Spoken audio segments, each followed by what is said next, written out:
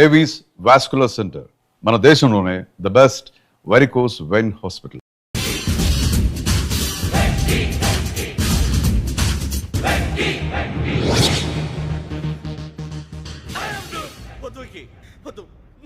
మా నుంచి తప్పించుకోవటం అంత సులభం కాదు. నేను పరిగెత్తి అలసిపోయాను. ఏం కావాలి? నీ ప్రాణం అక్కర్లేదు, నీ ఆస్తి అవసరం లేదు. ఏదో అవసరానికి 2000 అప్పుడైతే ఇలా చంపేపోతానని జీవాజీ. ఆయన అప్పు తీసుకున్న తప్పించుకుని తిరగాలి కానీ ఆపేసి మీకు అక్కడ పెట్టండి. కొత్త అప్పు ఇవ్వకూడదని. ఇదిగో వెంకీ, కావాలంటే నీకు ఇచ్చిన పాత బాకీ మర్చిపోతాను, నన్ను వదిలే. మీరు మమ్మల్ని వదలనా? మేము మిమ్మల్ని వదలలేమండి. మీ దగ్గర అప్పు తీసుకున్న నిజం మమ్మల్ని నీలా వెంటాడు. అందుకు నన్ను ఎంత ఆడుతున్నారా? నన్ను అంతగా నాయపసలేదు. ఉండి లేదంటే మొత్తం లేకుండా పోతారు. ఇప్పుడు మీకు ఇస్తే జరిగేది అదే. ఇస్తే ఇవ్వండి, లేకపోతే మానేయండి, అంతేగాని శుక్రవారం పూట అశుభ మాటలు మాత్రం ఆడకండి. శుక్రవారం లేదు, శనివారం లేదు, అసలు వడ్డీ వ్యాపారమే చేయడం లేదా? జీవాజీ, డిస్కషన్స్ అనవసరం. ఇప్పటికి 18,000 ఇచ్చారు, ఇంకో 2,000 ఇస్తే 20,000 రౌండ్ ఫిగర్ అవుతుంది. 2 రోజులు తిరిగి ఇచ్చేస్తాం. వీళ్ళకి ఇప్పుడు దాకా ఇచ్చింది 14,000 కదా, 18,000 అంటాడేమిటి పెచ్చనాయాలు? పడ్డాడు కక్కుర్తాడు. సంగతి వరకు తెలిసి అసలేనయ్యా, ఇదే నేను మీకు ఇచ్చే ఆఖరి అప్పు. మీరిచ్చిన ప్రతిసారి ఇలాగే అంటారు. ఇతనే వచ్చిందని తగలేయకుండా ఊరికే వచ్చింది ఏంటి? అబ్బాయి ఏం లేదండి. జాగ్రత్తగా ఉపయోగించి పైకి రావాలయ్యా. సరే, ఈ 2,000తో 20,000 సంపాదిస్తారు. అదే కూర్చొని ఆలోచిస్తాం. ఆ జీవగాడు ఎప్పటికైనా జీవితంలో పైకి రావాలంటాడు. రోజు ఇంత పైకి వస్తాం తెల్లడికి. రే, మనం దొరికిన వాళ్ళ దగ్గర అప్పు చేసి తాగెత్తనం. ఇలా ఎన్నాళ్ళు పిచ్చేవాళ్ళు ఉన్నన్నాళ్ళు తెలిసిన వాళ్ళందరూ అయిపోయారు, ఇంకెవరు మిగిలారా? అందుకే నేను ఎప్పుడు అంటూ ఉంటాను, సర్కిల్ బెంచ్ మని ఒక రెండో పెంచుకుందామన్నా ఎవడు కోఆపరేట్ చేయట్లేదా? మనం చూస్తేనే జంప్ అక్కడ. అరే వడ్డీ ఎంతైనా పర్వాలేదు, అప్పు ఏంట్రా అంటే ఒకరి ముందు రాడే. ముందుకు వస్తే వాళ్ళు వెనక్కి వెళ్తారని భయం. భయం భయం భయం, ఎక్కడ చూసినా భయం. ఎన్నాళ్ళు ఈ భయం? మనల్ని చూస్తే మనకే పరమ అసహాయం చేస్తుంది. మనకే కాదు, ఊళ్ళో వాళ్ళందరికీ కూడా అదే ఫీలింగ్. అందరూ డిగ్రీ 3 సంవత్సరాలు చదివి పాస్ అయితే మనం 6 సంవత్సరాలు చదివి పాస్ అయ్యాం. మరి ఉద్యోగం ఎవడి? ఉద్యోగాలు ఇవ్వక, అప్పులు ఇవ్వక, తాగేది ఎలాగా, బతికేది ఎలాగా? అరే మనం మాత్రం మనుషులం కాదా?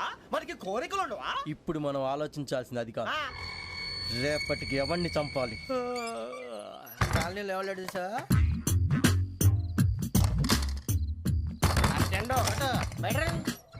నువ్వా వెంకీ? ఏంటి వెంకీ ఈ టైంలో వచ్చా?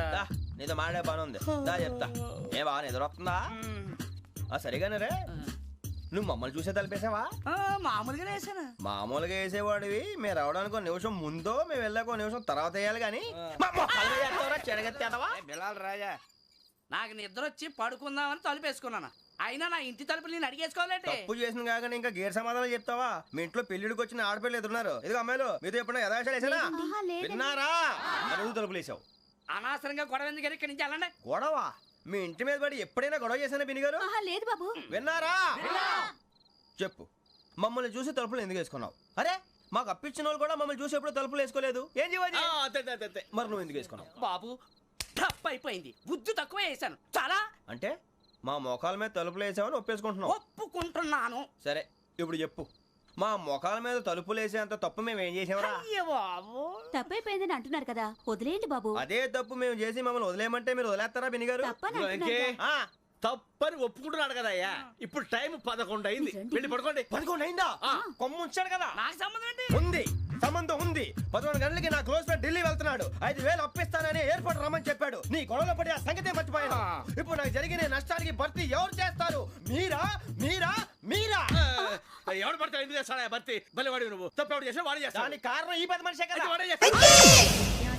యజ్ఞాత షడద్వాతీత రూపిణి అవ్యాజ కరుణామూర్తిరజ్ఞానాధ్వాంత దీపిక. బీరు రమ్ము కలపకూడదు, తలకే పట్టేసింది. ఏంటే చదువుకుంటున్నావా? చదువుకో చదువుకో. దేనైనా వెనక్కి తీసుకురావాలం కానీ పోయిన కాలం వెనక్కి తీసుకురావడం ఎవడి వల్ల కాదు. టైం విలువ గురించి నువ్వు మాట్లాడడం. నువ్వు ఎలా పోతే నాకెందుకులే. ఏమ్మా నీ పూజ అయిందా? తలకే పట్టేసింది, కాస్త మజ్జిగుంటే ఇవే. మా నాయనే అందరూ పొద్దున్నే లేచి టీలు కాఫీలు అడుగుతుంటే నువ్వు మాత్రం మజ్జిగ అడుగుతున్నావురా. కాఫీలు టీలు తాగే స్టేజ్ వాడు ఎప్పుడో దాటిపోయాడు.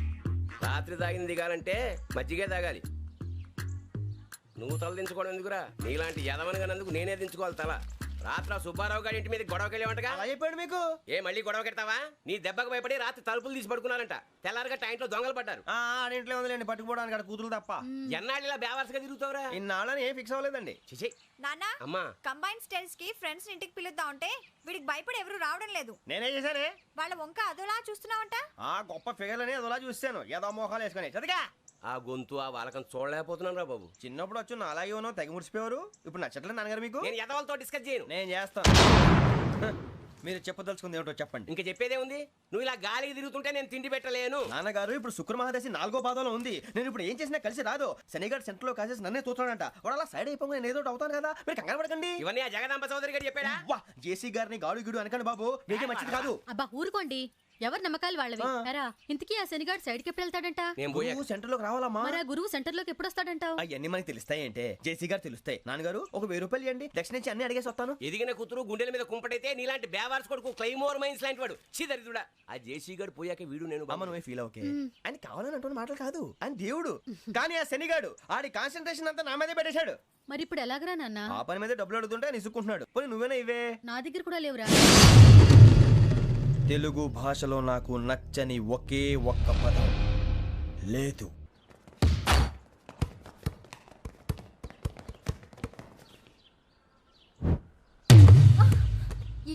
అరే సోరే బాల్ తీసుకురారా. సారీ ఏదో బాల్ బాస్కెట్ బాల్ మాలాంటి ఆడాలి. మీలాంటి మాసన కొడుకులు ఆడితే ఇలాగే ఉంటది. ఇలాగే ఇలాగే ఇలాగే ఉంటది.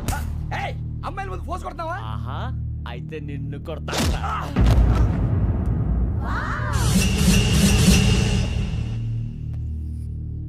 వాడు అమ్మాయిలు ఉన్నారని చూడరా ఎలా రెచ్చిపోతున్నాడు. బాస్కెట్ బాల్ మీ వాడి ఆట కానీ మీలాంటి మాసోళ్ళు ఆడే ఆట కాదు అంటున్నాడు రా. రే ఇంత ముందు 2-3 సార్లు కూడా ప్రతి విషయంలో జోక్యం చేసుకుని మన వాళ్ళు కొడుతున్నాడు రా. వాడిని ఏదో ఒకటి చేయాలరా, వాడిని వదలొద్దు.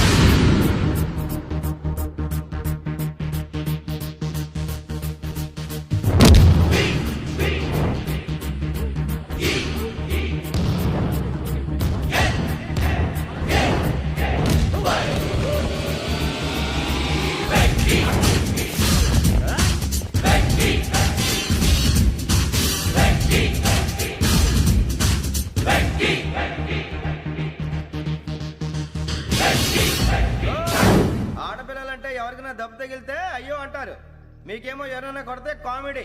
కొట్టిన వాళ్ళు మీ దృష్టిలో హీరోలు. ఇప్పుడు నేను పచ్చడి పచ్చడిగా కొడేస్తాను, నేను హీరోని అయిపోతానా? అయిపోతానా? ఏంట్రా రెచ్చిపోతున్నావు? మాకు ఛాన్స్ ఇవ్వా?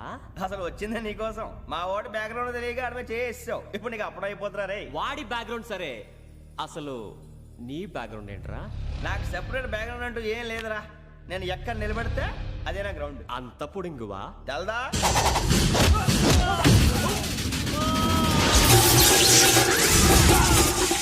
ఎవ్వా మన మామిడి కొట్టినప్పుడు వావ్ అన్నారు, ఇలాగే ఉంటుంది.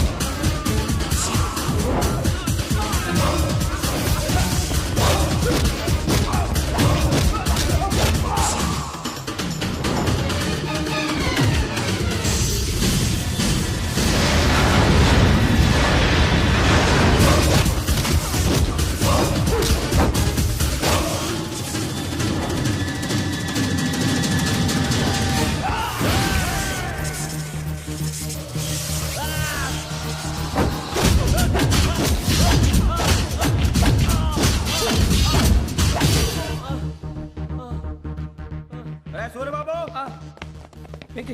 ఇందాక నేను కొట్టినప్పుడు నీకే అనిపించిందిరా? కుమ్మేయాలనిపించింది. మరి కుమ్మే. అమ్మో కుమ్ము. రేయ్ నిన్ను అమ్మాయిని ముందు గుడ్డలు పట్టుకొని కొడతాను. అలా కొడితే ఏ తగ్గుతుందిరా ఆడికి? అసలే ఎక్సైజ్ బాడీ ఏదవుది. తప్పు చెప్తాను, కొడితే మడతడిపోవాలి. మాస్తో పెట్టుకుంటే మడతడిపోద్ది. ప్రపంచంలో ప్రతి వాడు ఏదో పని చేసుకుంటున్నాడు, మనం తప్ప. మా కాంట్రాక్టర్ తో చెప్పి పని ఏదైనా ఇప్పించరా? ఎలాంటి పనులు మేము చేయం. డిగ్రీలు బిఏ, నేను ఎంఏ.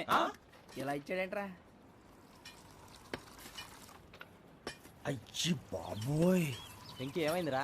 మడతాడిపోయిందిరా బాబు.